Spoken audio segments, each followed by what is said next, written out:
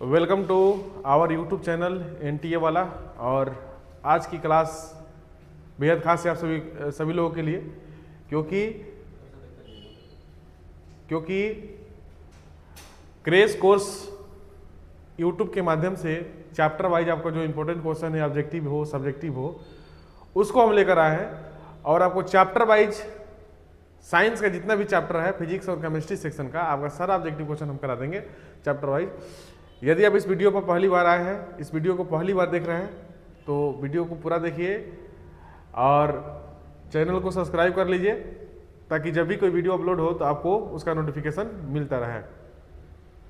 बहुत सारा क्वेश्चन इसमें है जिसको आज हम लोग पढ़ेंगे, और इस क्वेश्चन के माध्यम से सभी प्रश्नों का हम लोग उत्तर भी देंगे। पहला क्वेश्चन पर चलते हैं, और पहला चैप्टर हम लोग का क्या पढ़ना है?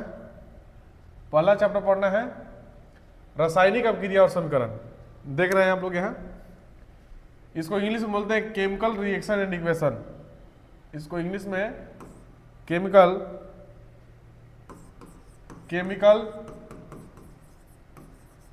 रिएक्शन एंड इक्वेशन का पहला चैप्टर हम लोग पढ़ रहे हैं। ठीक है, ये केमिस्ट्री सेक्शन का है। साइंस 3 भागों में पढ़ना हम लोग, फिजिक्स, केमिस्ट्री और बायोलॉजी में, तो जिसमें ये केमिस्ट्री का पहला चैप्टर है। ठीक है, पहला सवाल आपके सामने आ गया। कह रहा है कि कौन सी गैस उत्सर्जित होगी जब धातुएं जल के साथ अभिक्रिया करेंगी। धातु क्या होता है? धातु जैसे सोडियम हो गया, लिथियम हो गया, मैग्नीशियम हो गया, पोटेशियम हो गया। तो कोई भी धातु अगर हम ले लें, मान लीजिए कोई भी धातु ले लें, जैसे सोडियम को हम ले लेते हैं और जल के साथ क्रिया कराना है, तो जल के साथ हम क्रिया कराएंगे तो क्या बनेगा? यहाँ से Na2O बन जाएगा, Na2O बन जाएगा और हाइड्रोजन गैस मुक्त होकर यहाँ से असंतुलित इसको कर देंगे। ठीक है, तो यहाँ से कौन सी गैसें निकल रही हैं? तो ये है हाइड्रोजन गैस। कौन सी गैस है? Hydrogen gas. तो इसका सही जवाब क्या हो जाएगा? हाइड्रोजन गैस जो है यहाँ से मुक्त होंगी। ऑक्सीजन का संकेत O होता है, परमाणु संकेत 16 होता है, कार्बन डाइऑक्साइड CO2 होता है इसका फॉर्मूला।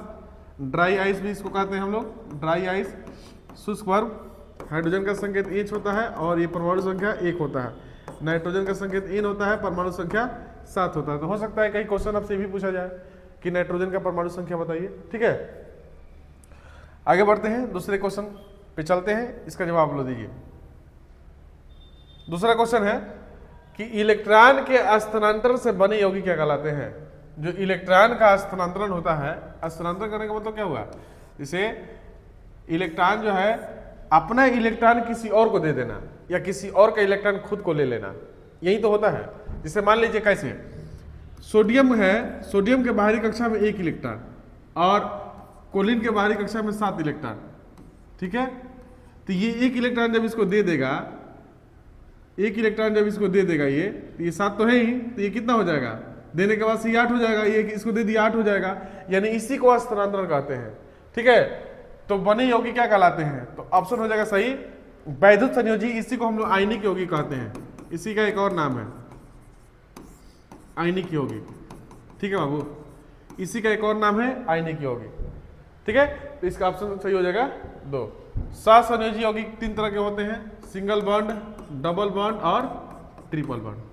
ठीक है, आयनिक यौगिक किसे कहते हैं? आप अगर आपसे क्वेश्चन परीक्षा में पूछा जाए, धातु और अधातु से मिलकर जो बने यौगिक होते हैं ना, वो आयनिक कहलाते हैं। जैसे आयनिक यौगिक का एग्जाम्पल क्या हो जाएगा? जैसे NaCl हो जाएगा, KCl हो जाएगा, उसके बाद से MgCl2 हो जाएगा।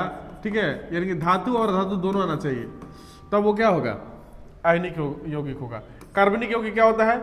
इसमें ये नहीं होगा, इसमें ये नहीं होगा, ये नहीं होगा। ऑप्शन नंबर ये B सही हो जाएगा। कार्बनिक जिसमें कार्बन होता है, कार्बन की मात्रा अधिक होती है, उसे कार्बनिक कहते हैं। उसके बाद अगला क्वेश्चन पर चलते हैं। अगला क्वेश्चन है संगमरमर का रासायनिक सूत्र बताइए। ठीक है, संगमरमर का रासायनिक सूत्र पूछा है, तो संगमरमर का रासायनिक सूत्र क्या होता है? संगमरमर को कहे तो उसको रासायनिक भाषा में उसको कहते हैं, रासायनिक सूत्र उसका जो होता है वो CaCO3 होता है। CaCO3 calcium carbonate, calcium carbonate, और इसका एक व्यापारिक नाम है चूना पत्थर।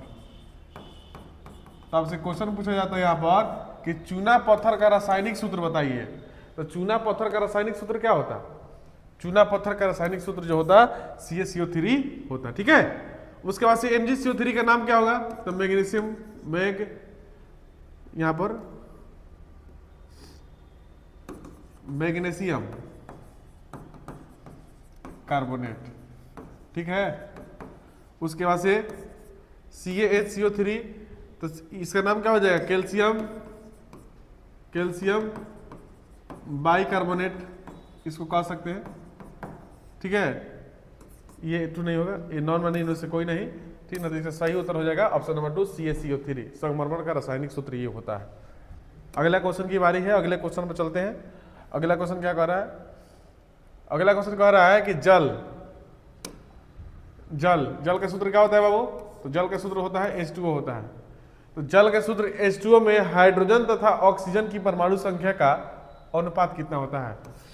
हाइड्रोजन और ऑक्सीजन का परमाणु संख्या, तो जल है ये,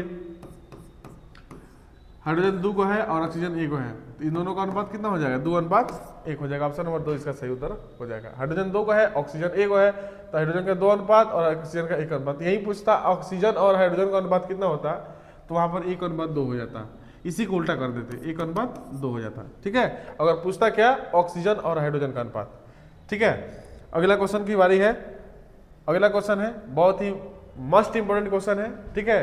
श्वसन किस प्रकार की अभिक्रिया है, श्वसन किस प्रकार की अभिक्रिया है। 4 ऑप्शन आपके सामने है। पहला है संयोजन अभिक्रिया, द्वितीय अपघटन अभिक्रिया, उपचयन अभिक्रिया, ऊष्मक्षेपी अभिक्रिया। तो श्वसन किस प्रकार की अभिक्रिया है, तो श्वसन किस प्रकार की अभिक्रिया कोई बताएगा। श्वसन जो है ऊष्मक्षेपी अभिक्रिया है, ठीक है, ऊष्मक्षेपी अभिक्रिया है। श्वसन एक ऊष्मक्षेपी अभिक्रिया है, ठीक है। आगे बढ़ते हैं, क्योंकि श्वसन से क्या होता है, कार्बन डाइऑक्साइड ऑक्सीजन जाता है और कार्बन डाइऑक्साइड बाहर निकलता है। जो कार्बन डाइऑक्साइड किस अभिक्रिया बाहर निकलता है, तो ऊष्मक्षेपी अभिक्रिया में। इसका सही उत्तर ऑप्शन नंबर डी हो जाएगा। उसके बाद से अगला क्वेश्चन है 6 नंबर, साग सब्जियों का विघटित होकर कंपोस्ट बनाना। साग सब्जी क्या होता है, जो हम लोग यूज करते हैं, खाते हैं, जो उसका छीला उला बचता है, उसका कचरा जो बचता है, उसका विघटित होकर कंपोस्ट बनना किस अभिक्रिया का उदाहरण है। 4 ऑप्शन आपके सामने है, उसमें शोषी अभिक्रिया, ऊष्मक्षेपी अभिक्रिया, उभयगामी अभिक्रिया, प्रतिस्थापन अभिक्रिया। प्रतिस्थापन अभिक्रिया तो होगा नहीं, उभयगामी होगा नहीं, 2 ऑप्शन आपके सामने बचा हुआ है, क्या होगा बताइए। तो 4 ऑप्शन आपके सामने है, चारों ऑप्शन को आप लोग बताइए कि क्या हो जाएगा, ठीक है। तो इसका सही उत्तर क्या हो जाएगा, इसके पहले भी हम लोग अभी इसका सही उत्तर दिए थे, ऊष्मक्षेपी अभिक्रिया इसका सही उत्तर हो जाएगा, ठीक है। उसके बाद से अगला क्वेश्चन की बारी है। अगला क्वेश्चन पर चलते हैं। कह रहा है कि नीचे दी गई अभिक्रिया में कौन सा कथन सही है। देखिए अभिक्रिया दिया हुआ है।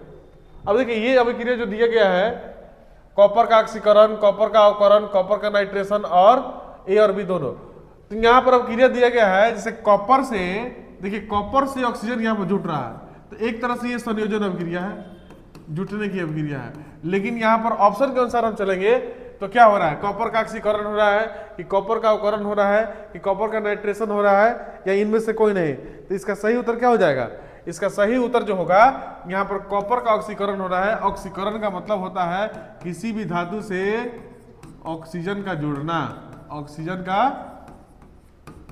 जुड़ना, ठीक है। तो यहाँ पर ऑक्सीजन क्या हो रहा है, यहाँ पर ऑक्सीजन जुट रहा है, इसीलिए ऑप्शन नंबर ए सही हो जाएगा, कॉपर का ऑक्सीकरण यहाँ पर हो रहा है। आगे बढ़ते हैं, अगले क्वेश्चन की बारी है। अगला क्वेश्चन क्या कह रहा है, सिल्वर क्लोराइड, ठीक है। सिल्वर का संकेत क्या होता है बाबू, सिल्वर क्लोराइड का रंग क्या है, तो सिल्वर क्लोराइड का रंग क्या है, तो सिल्वर क्लोराइड का सूत्र होता है AgCl, ठीक है। और इसका रंग जो होता है सफेद होता है, श्वेत होता है, व्हाइट होता है।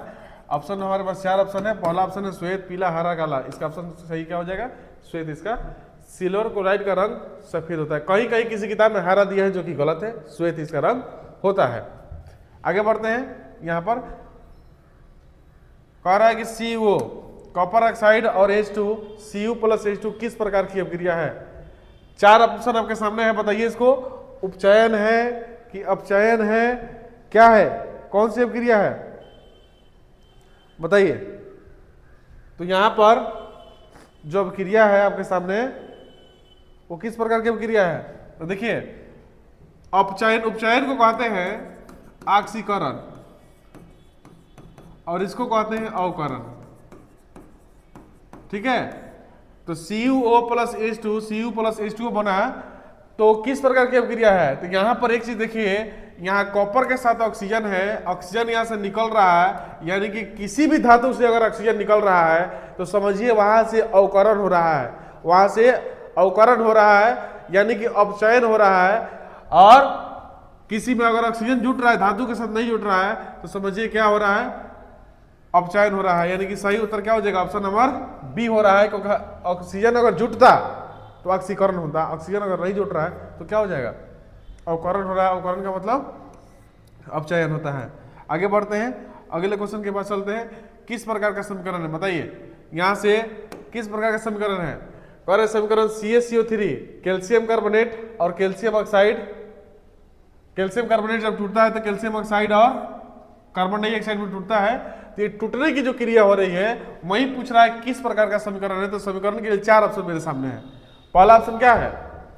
वियोजन, उभयगामी, संयोजन तो होगा नहीं, संयोजन का मतलब ही होता है जुटना, और प्रतिस्थापन होगा नहीं, प्रतिस्थापन का मतलब होता है कि एक जो तत्व है वो किसी दूसरी जगह शिफ्ट होगा, दूसरा की जगह कोई तीसरा शिफ्ट होगा, ठीक ना, तो प्रतिस्थापन नहीं होगा। उभयगामी तो होता नहीं है, इसलिए वियोजन अभिक्रिया इसका सही उत्तर होगा, क्योंकि यहाँ पर टूट रहा है।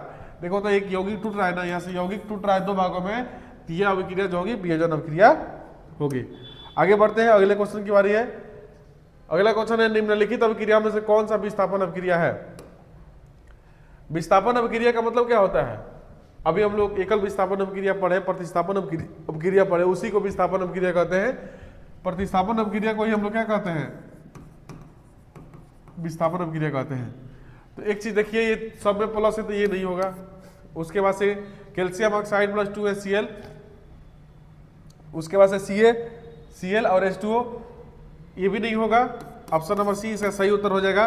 Fe प्लस, क्योंकि यहाँ पर कॉपर सल्फेट जब बना तो ये क्या होगा? Fe की जगह ये आ गया, ठीक है। उसके बाद आगे बढ़ते हैं, अगले क्वेश्चन की बारी है, अगले क्वेश्चन पर चलते हैं। अगला क्वेश्चन है 12 नंबर क्वेश्चन पढ़िए।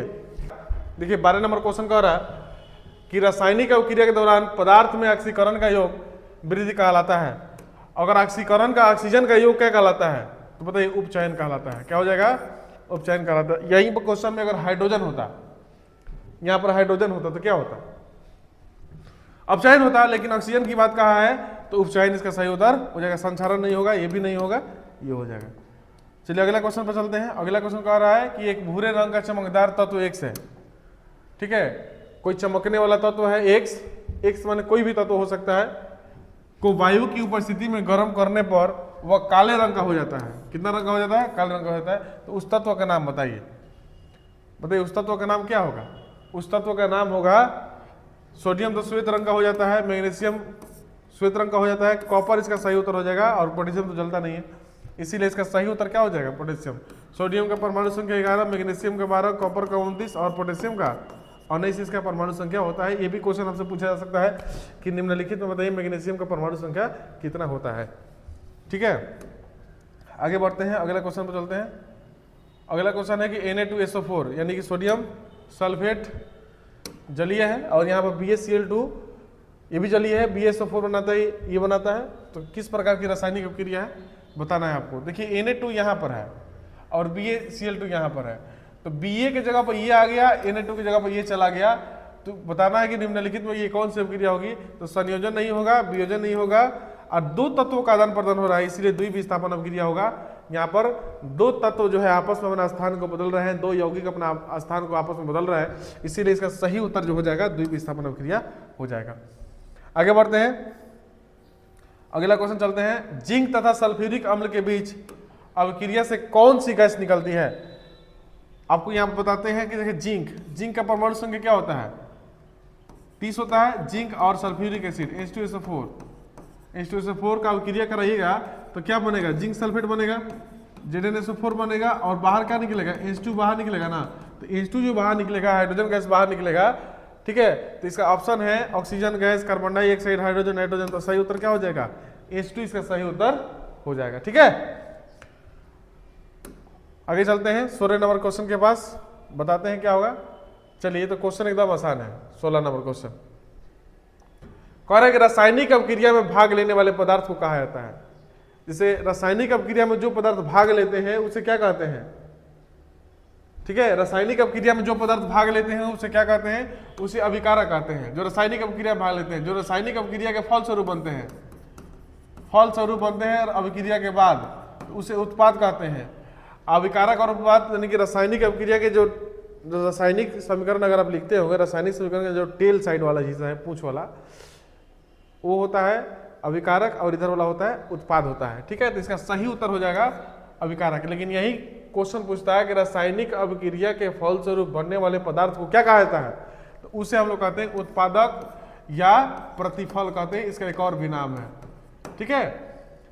अगला क्वेश्चन है, अगला क्वेश्चन ये बताइए, निम्नलिखित कह रहा है कि समीकरण H2 + O2 2H2O बना है एक संयोजन अभिक्रिया, वियोजन अभिक्रिया, अवक्षेप अभिक्रिया, उदासीनीकरण अभिक्रिया। तो उदासीनीकरण अभिक्रिया होगा नहीं क्योंकि इसमें एसिड और बेस नहीं है।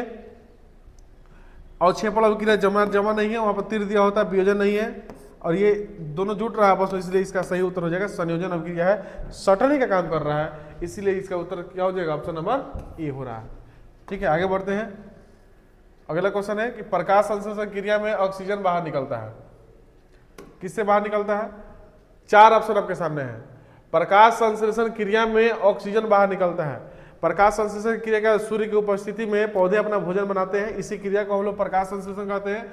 और ऑक्सीजन बाहर निकलता है किससे, जल से, कार्बन डाइऑक्साइड से, ग्लूकोज से और निक्टियोजोम से। तो इसका सही उत्तर हो जाएगा, ये होगा नहीं, ग्लूकोज भी नहीं होगा, ये भी नहीं होगा, जल से क्या होता है, ऑक्सीजन बाहर निकलता है, ठीक है। अगला क्वेश्चन है 19 नंबर क्वेश्चन के बाद चलते हैं। कह रहा है कि निम्नलिखित में कौन सा उत्पाद लेड नाइट्रेट को गर्म करने से प्राप्त होता है, लेड नाइट्रेट को गर्म करने से प्राप्त होता है, कौन सा उत्पाद है बताइए।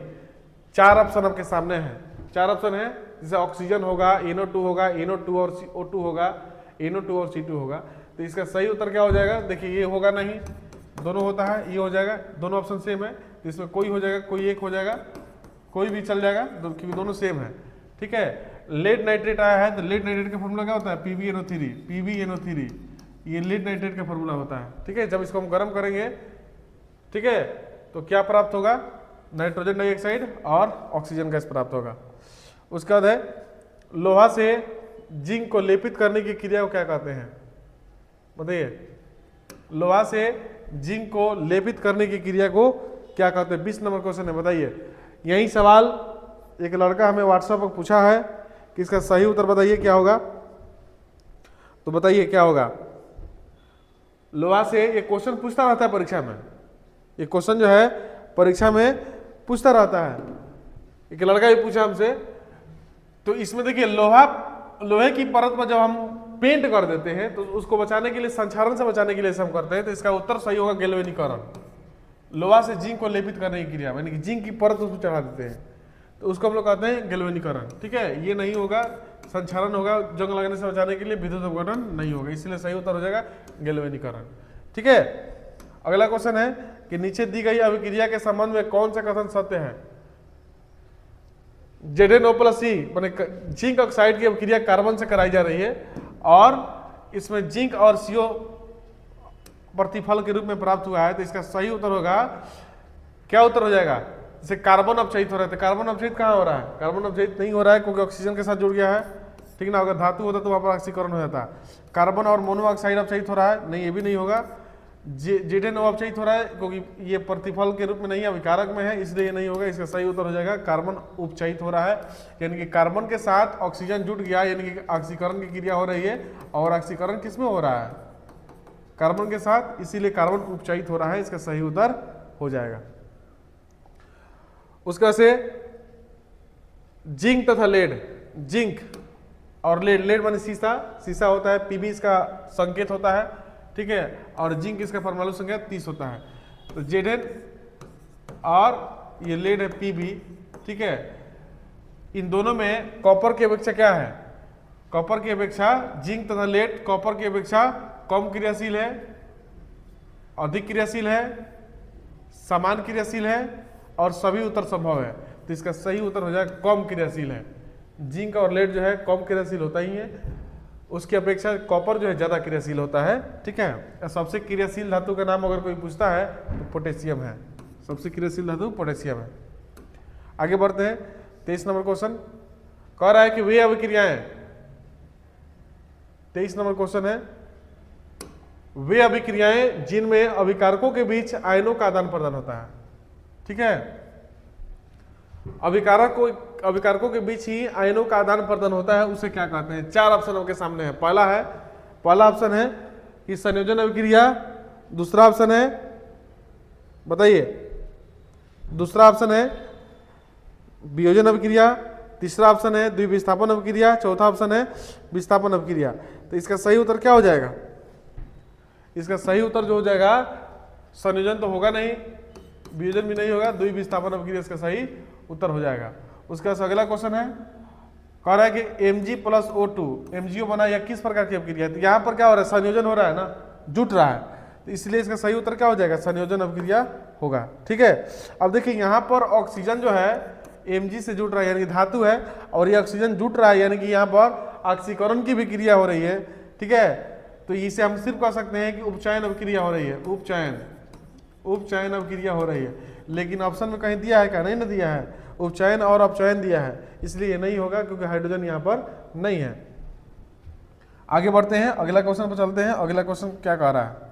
अगला क्वेश्चन कह रहा है 25 नंबर कि ऐसी अभिक्रिया जिसमें 2 या 2 से अधिक, ऐसी अभिक्रिया जिसमें 2 या 2 से अधिक अभिकारक मिलकर एक उत्पाद का निर्माण करते हैं। ऐसी अभिक्रिया जिसमें 2 या 2 से अभिकारक मिलकर एक उत्पाद का निर्माण करते हैं, उसे क्या कहते हैं? विस्थापन अभिक्रिया, संयोजन अभिक्रिया, अपघटन अभिक्रिया, द्विविस्थापन अभिक्रिया। तो 2 या 2 से अधिक मिलकर एक उत्पाद बनाते हैं तो उसे हम लोग कहते हैं संयोजन अभिक्रिया कहते हैं। संयोजन में जुट कर एक नया बनाता है। ठीक है, आगे बढ़ते हैं। मैग्नीशियम रिबन के दहन होने पर किस प्रकृति का लौह उत्सर्जित होता है? तो मैग्नीशियम रिबन को जब जलाया जाता है तो जो उसमें से प्रकाश निकलता है वो किस रंग का होता है? यही सवाल हमसे पूछा गया है। तो इसका सही उत्तर हो जाएगा श्वेत और चमकदार रंग का प्रकाश निकलता है। नीला होगा नहीं, हरा होगा नहीं, लाल होगा नहीं, आपकी किताब में स्पष्ट रूप से लिखा गया है। अगला क्वेश्चन है धात्विक ऑक्साइड को किस प्रकार के ऑक्साइड कहा जाता है? देखिए, धात्विक ऑक्साइड जो होता है वो किस प्रकार का ऑक्साइड होता है? तो धात्विक ऑक्साइड जो होता है वो क्षारीय होता है, अधात्विक होता है जो अम्लीय होता है। ठीक है, तो इसका सही उत्तर हो जाएगा ऑप्शन नंबर डी। ये गलत है, ये गलत है, ये गलत है। ठीक है, उसका अगला क्वेश्चन देखिए पूछ दिया, अधात्विक ऑक्साइड को क्या कहते हैं? अम्लीय ऑक्साइड। अधात्विक ऑक्साइड को हम लोग कहते हैं अम्लीय ऑक्साइड कहते हैं। ठीक है, आगे बढ़ते हैं, अगला क्वेश्चन पे चलते हैं। अगला क्वेश्चन क्या कह रहा है? अगला क्वेश्चन है निम्नलिखित में कौन आक्सीकारक है? बताइए। आक्सीकारक माने जो ऑक्सीजन को ग्रहण किया हुआ है वो आक्सीकारक है, और एक अकारक होता है। तो आक्सीकारक कौन है? देखिए, इसमें ऑक्सीजन नहीं है, इसमें भी नहीं है, ये नहीं होगा। 2 बच गया कार्बन है, वो भी अधातु के साथ, ये नहीं होगा, इसलिए ये इसका सही उत्तर हो जाएगा। ठीक है, O2 इसका सही उत्तर हो जाएगा। अगला क्वेश्चन है, अगला क्वेश्चन की बारी है। अगला क्वेश्चन क्या कह रहा है कि निम्नलिखित में कौन अवकारक गुण प्रदर्शित करता है? अवकारक गुण कौन सा प्रदर्शित करता है? तो जिसमें हाइड्रोजन हो। तो इसमें देखिए, इसमें ऑक्सीजन है, इसमें भी ऑक्सीजन है, इसमें भी ऑक्सीजन है, नहीं होगा। ये ऑक्सीजन है, ये भी नहीं होगा, ये भी नहीं होगा, इसलिए ऑप्शन नंबर सी सही हो जाएगा। क्यों? क्योंकि यहाँ पर एक अधातु भी है और हाइड्रोजन भी है। ठीक है, इसलिए ये सही उत्तर ऑप्शन नंबर सी हो जाएगा। अगला क्वेश्चन है 31 नंबर, कह रहा है कि समीकरण दिया गया है, किस प्रकार का अभिक्रिया है? तो किस प्रकार का अभिक्रिया है बताइए आप लोग। तो धातु के साथ ऑक्सीजन जुट रहा है, तो आप बताइए किसी धातु के साथ अगर ऑक्सीजन जुटे तो क्या होगा? वहां पर जाहिर सी बात है कि ऑक्सीकरण अभिक्रिया होगी। वहां पर कौन सी अभिक्रिया होगी? ऑक्सीकरण अभिक्रिया होगी। ऑक्सीकरण अभिक्रिया को एक और नाम से जानते हैं हम लोग, उपचयन अभिक्रिया, उपचयन अभिक्रिया होगी। ठीक है, आगे बढ़ते हैं।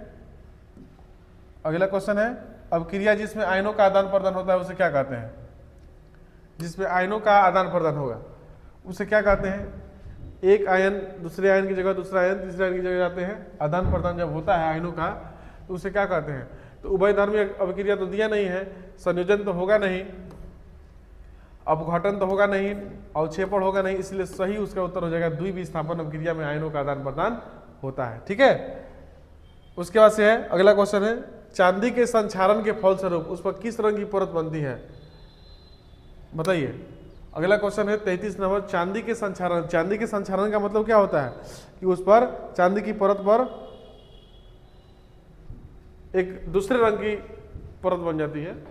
4 ऑप्शन आपके सामने है। चांदी के संचारण के बाद चांदी जब मैला हो जाता है तो किस रंग का हो जाता है? तो उसका सही उत्तर हो जाएगा काला रंग का हो जाता है। यही कॉपर रहेगा तो हरा हो जाएगा। आगे बढ़ते हैं। अगला क्वेश्चन है कि H2S प्लस I2 तो क्या बना? 2HI प्लस इसमें कौन उपचायक है? तो इसमें उपचायक बताना है। तो उपचायक कौन हो जाएगा? उपचायक इसमें कौन होगा? तो इसका सही जवाब क्या होगा? 4 ऑप्शन आपके सामने है, H2S, I2, HI और S। ये सवाल में कंफ्यूजन है, आपकी किताब में भी दिया गया है। देखिए किताब में क्या दिया गया है, आपकी किताब में जो उत्तर दिया गया है वो H2S दिया गया है, लेकिन ये गलत हो जाएगा। इसका सही उत्तर होगा I2 होगा। ठीक है, H2S जो है गलत उत्तर हो जाएगा, इसका सही उत्तर होगा I2 हो जाएगा। ठीक है, अगला क्वेश्चन है। अगला क्वेश्चन की बारी है। लोहे पर जंग लगने की क्रिया को क्या कहते हैं? लोहा पर अगर जंग लग जाए तो उसे हम लोग क्या कहते हैं? 4 ऑप्शन आपके सामने हैं, कोई बता देगा इसका उत्तर? संक्षारण, विकृत गंधिता, विस्थापन और इनमें से कोई नहीं। ये नहीं होगा, ये नहीं होगा, ये नहीं होगा। इसका सही उत्तर हो जाएगा संक्षारण होता है। लोहे पर जंग लगने की क्रिया को हम लोग क्या कहते हैं? संक्षारण कहते हैं। अगला क्वेश्चन है, कोई बता देगा अगला क्वेश्चन? कह रहा है अगला क्वेश्चन कि चिप्स के थैली में चिप्स को उपचयन से बनाने के लिए कौन सी गैस भरी जाती है? तो बताइए, कोई बता देगा इसको? इसका सही उत्तर क्या हो जाएगा? इसका सही उत्तर जो हो जाएगा, चिप्स की थैली में कौन सी गैस भरी जाती है? Nitrogen gas. नाइट्रोजन गैस भरी जाती है चिप्स की थैली में। ठीक है, इसका सही उत्तर हो जाएगा ऑप्शन नंबर बी। ठीक है, आगे बढ़ते हैं, अगला क्वेश्चन पर चलते हैं। कह रहा है कि नम वायु की उपस्थिति में लोहे की बनी नई वस्तुओं पर कुछ समय के पश्चात जंग लग जाता है जिससे काफी क्षति होती है। इस क्रिया को क्या कहते हैं? इस क्रिया क्या कहते हैं? अपचयन, संक्षारण, उदासीनीकरण और अपघटन। तो जाहिर सी बात है कि लोहे की परत में एक नई जब परत चढ़ जाएगी तो उसे हम लोग कहेंगे क्या? संक्षारण कहेंगे। ठीक है, तो ये पहला चैप्टर का क्वेश्चन था। 1-2 क्वेश्चन और है इसमें, उसको भी हम लोग देख लेते हैं। कह रहा है अगला क्वेश्चन कि निम्नलिखित में कौन अवकारक है? इसका उत्तर आप लोग दीजिए। निम्नलिखित में कौन अवकारक है? ये सवाल बहुत सारा हम पहले इसका बता दिए हैं। कौन अवकारक है? कमेंट कीजिए कि इसका सही उत्तर क्या हो जाएगा। ठीक है, कमेंट कीजिए आंसर को। ठीक है, सही उत्तर क्या होगा? इसका सही उत्तर कोई बता देगा? शुरू में ही क्वेश्चन कराए थे कि श्वसन किस प्रकार की रासायनिक अभिक्रिया है? श्वसन किस प्रकार की रासायनिक अभिक्रिया है? तो उसमें क्षेपी अभिक्रिया है, उसमें क्षेपी अभिक्रिया है। श्वसन जो है एक उसमें क्षेपी अभिक्रिया है। ठीक है, आगे बढ़ते हैं, अगला क्वेश्चन पर चलते हैं। अगला क्वेश्चन को देखते हैं क्या कर रहा है। अगला क्वेश्चन 40 नंबर और 41 नंबर। ये भी क्वेश्चन आपके HW में रहेगा। निम्नलिखित में कौन सा अक्सीकारक है? ठीक है, और एक क्वेश्चन ये भी है, रासायनिक अपक्रिया में जलीय विलयन को किस प्रतीक द्वारा दर्शाया जाता है? तो aqueous, option number C, aqueous. जलीय को क्या लिखते हैं? एक्वस लिखते थे, एक क्यू से लिखते हैं, इसलिए ऑप्शन नंबर सी इसका सही उत्तर हो जाएगा। ठीक है, ऑप्शन नंबर सी इसका सही उत्तर हो जाएगा। उसके बाद से पहला चैप्टर का जो सवाल था यहीं पर समाप्त होता है। पहला चैप्टर में जो क्वेश्चन आपके लिए नया था उस क्वेश्चन को दोबारा वीडियो देखकर कंप्लीट कर लीजिए। और ये पहला चैप्टर से जो क्वेश्चन मुख्य रूप से परीक्षा में पूछा गया है, ये क्वेश्चन में का संलग्न था। ठीक है, तो इसे आप 1-2 बार देखकर उसे कंठस्थ कर लीजिए। कोई क्वेश्चन इससे बाद परीक्षा में नहीं पूछेगा। वीडियो देखने के लिए आपका बहुत बहुत धन्यवाद। फिर हम लोग मिलते हैं अगले वीडियो में चैप्टर 2 के साथ।